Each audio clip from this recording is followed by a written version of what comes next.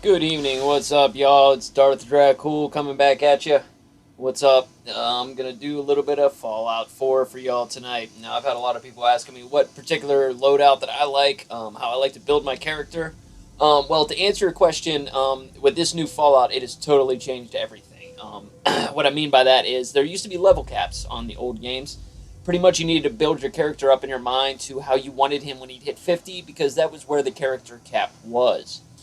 With Fallout 4, there is no level cap. You can literally level up to, I'm not sure now, I believe it's about 252 is the correct one, and that's only because once you hit 252, you will then have every single perk. So there is no cap as far as level goes.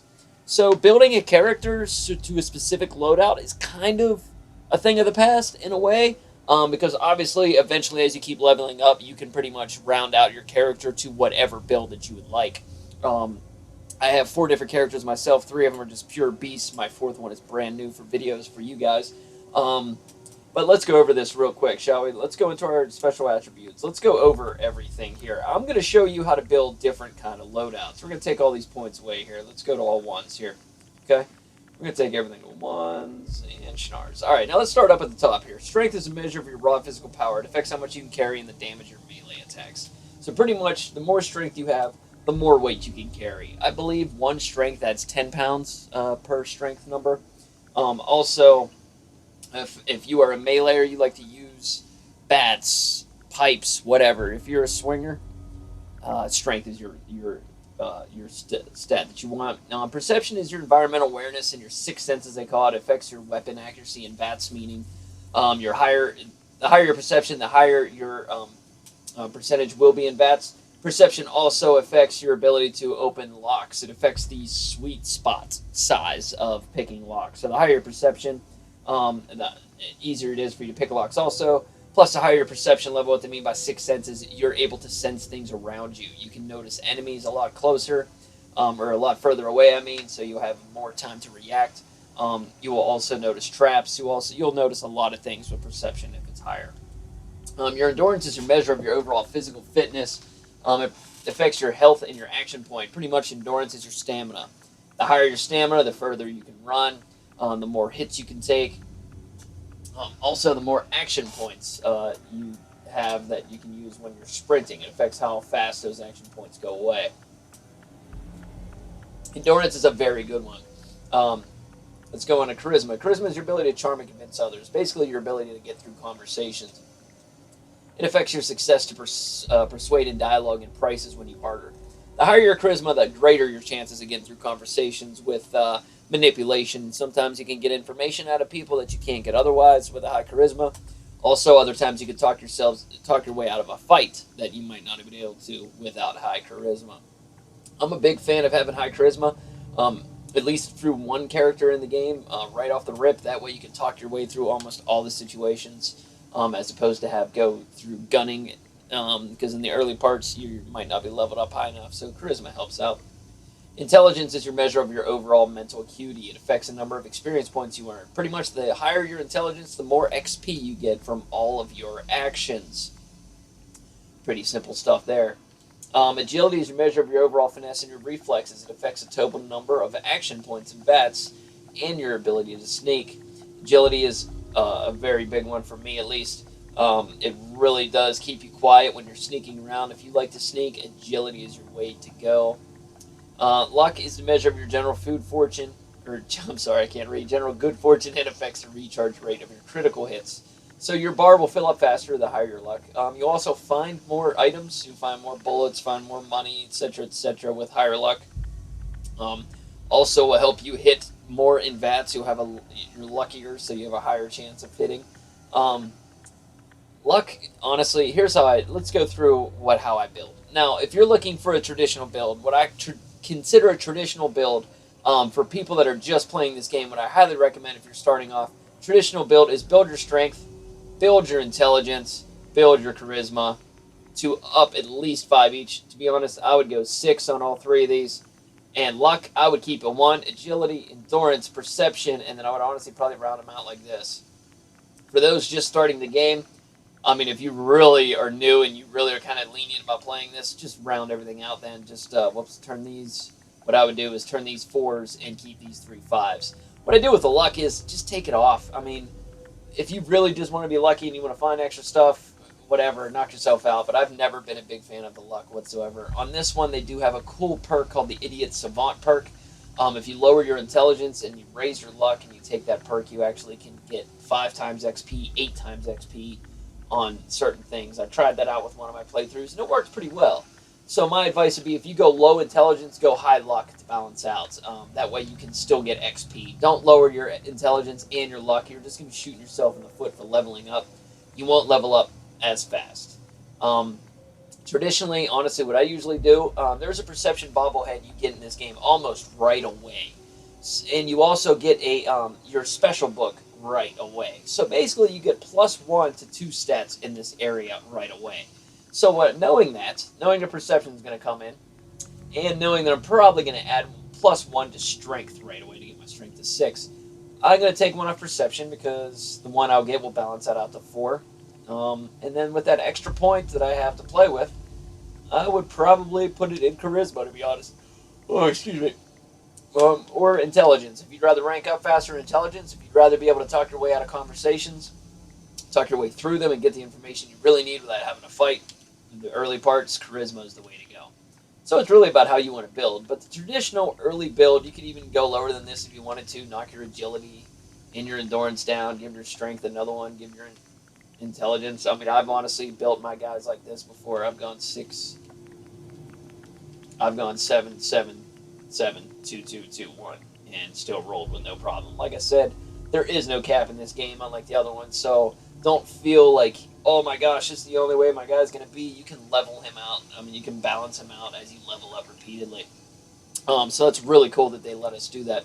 Now, moving along here, what I'd also like to talk about is another loadout option. That's kind of what I'd consider a beginner option. Why I say that is you have a lot of strength. You can carry a lot of things for the hoarders, and for early on, you just start gathering everything because you don't know what's what.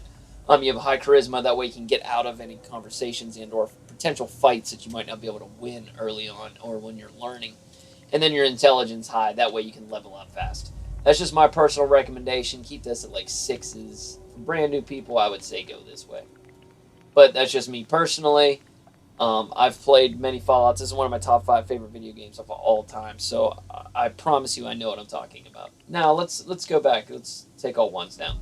Say you're a crazy person who likes to run up and melee everybody, which is actually how I'm playing my newest loadout. It's a lot of fun. If you've never played as a melee person in this game, it is a blast.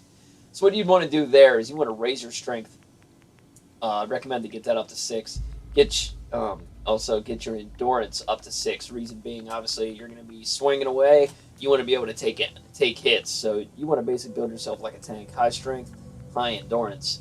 Now, beyond this is kind of up to you as far as what you want to do. Personally, if I'm building myself a tank, he's going to need some agility as well. I'd probably get that up to about at least 4 or 5. Perception is kind of important, but not as. Luck I would build up, actually, and to make up for the intelligence, because I'm not going to build his intelligence or his charisma. It may be stereotypical, but I'm going to build, if you build a strong guy, my recommendation, build a dumb guy to go along with the stereotype. It just helps balance out. My personal recommendation, if you like to run up and melee people and you just want to run up bashing everybody that you see, roll with something like this. Leave it to you what you do with that extra point. Personally, I would put it in strength. I would max my strength pretty high. I would actually do this, to be flat out honest with you. Whoop, that's not what I meant to do. Actually, I would probably do this. I would have my perception to 5. That way I could tell when things are around me. And also help you with your weapon accuracy as you're bashing away. I have my agility up. That way I have more points in VATS, and I can sneak a little bit so I can get a little closer before I start swinging at people. Have your strength up, obviously, and your endurance so you can take hits.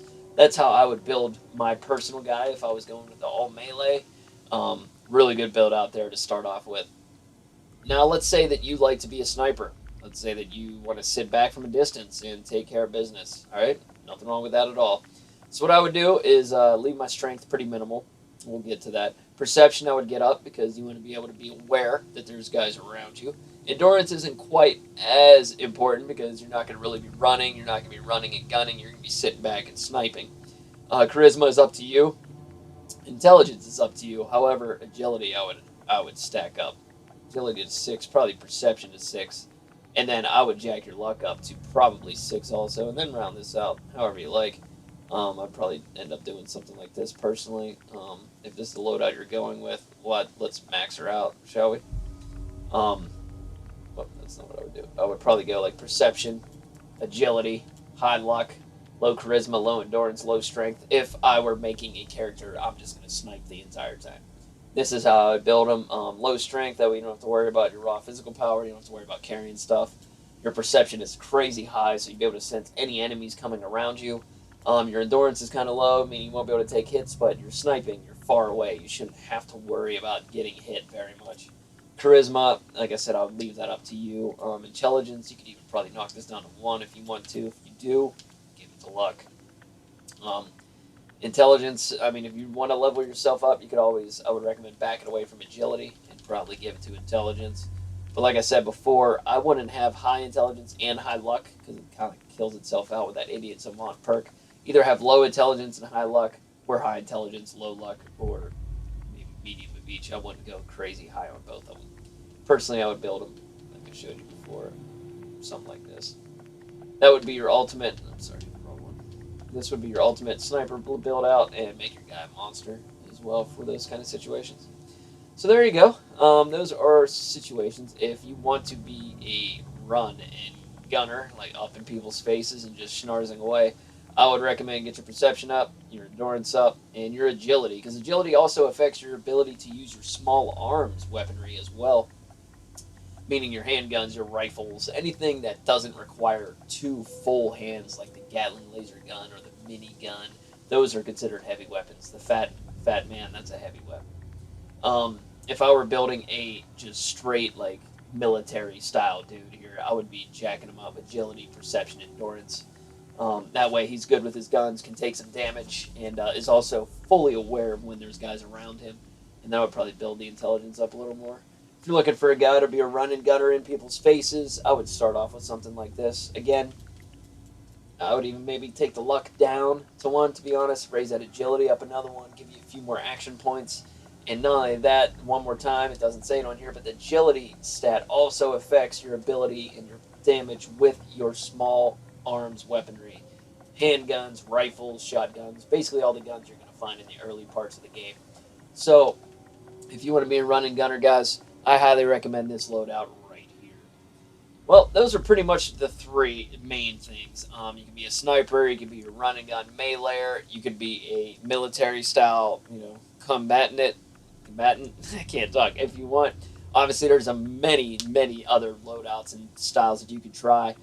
Get creative with it, but those are the 3 main ones that people seem to ask me about. If you wanted to play as a sniper, or if you wanted to play as a melee expert, or if you want to, play as kind of like how I play, where I'm a mixture. I like to hoard a lot, but I also like to be, very effective with my weaponry. So very different ways that you can do it. Just remember one more time that within the first hour, 2 hours of the game after you escape the vault, you will find the Perception bobblehead. I promise you won't miss it in the Museum of Freedom. It's virtually impossible to not see it. I've honestly never talked to anybody that's played this game that hasn't found that bobblehead. It's just right in front of your face right away in the story mission. And you do find the Your Special book. The Your Special book is underneath the crib in your house when you first return to your house in Sanctuary after you escape the vault for the first time. So make sure you find that. That Your Special book will add 1 to any of these. And then obviously the Perception bobblehead adds +1 to Perception. So guys, that's just my personal advice on Darth Dracul and the Calamitous Clan. This is how we do our Fallout loadouts. This is how we think ahead. But one more time, guys, you really don't have to stress it too much. Bethesda took the cap off of us, so you can just keep building your guys and building your guys. So any further questions, y'all, email me or send us a message. If there's any videos that you'd like to see or any questions you'd like answered about Fallout 4, please feel free to ask them, and I'll be happy to answer them. Thank you so much. Don't forget to subscribe to our Planet Shnars YouTube channel before you leave. Have a great night, everybody. Take it easy. See you again next time.